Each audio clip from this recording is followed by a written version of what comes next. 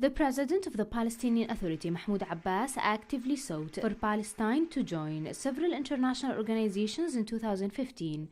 It was considered an important step in the history of the Palestinian state. The move outraged Israeli officials who have long opposed any initiative by the Palestinians to seek recognition of any international organization. One of the initial measures taken by the Palestinian government was to submit a request to join the International Criminal Police Organization, commonly known as the Interpol, in January 2015, before its annual meeting in November.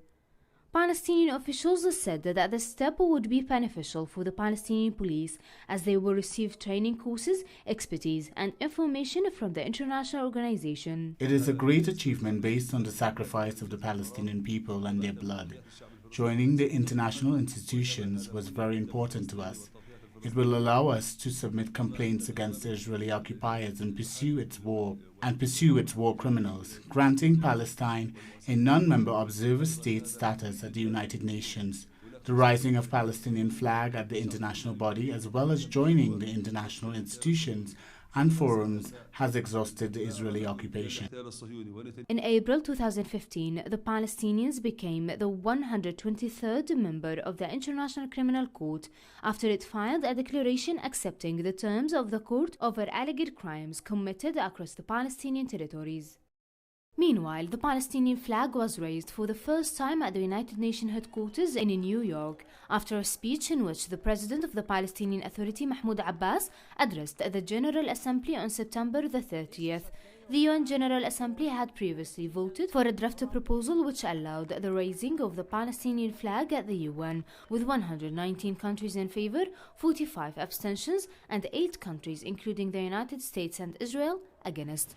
The Third Intifada, or the Knives Uprising, broke out in Jerusalem and the West Bank at the beginning of October and gradually extended to include Gaza Strip and the occupied territories, marking the most important and remarkable event in Palestine in 2015.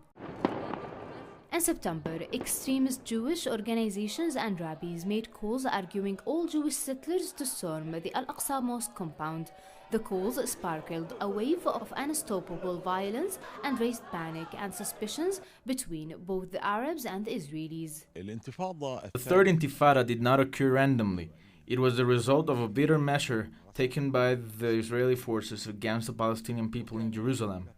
The Israelis wanted to impose a temporal division on the Holy City, and then they started attacking worshippers at the Al-Aqsa Mosque.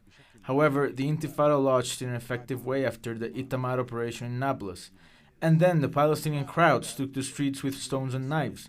They began run-over operations against Israeli security forces and settlers. Israeli settlers burned the home of the Adawabsha family in the West Bank city of Nablus in July. The attack resulted in killing all the members of the family, with the exception of 5-year-old Ahmed. As a result, the Palestinians carried out a series of stabbing, run-over, and shooting attacks against the Israelis, the most important of which was the Itmar operation in the West Bank city of Nablus, in which 2 Israelis were killed and 3 were injured. Meanwhile, Palestinian media outlets reported that a total of 117 Palestinians were killed and more than 14,000 were injured since October, in contrast to 20 dead Israelis and 315 who were reported injured in Palestinian attacks since October.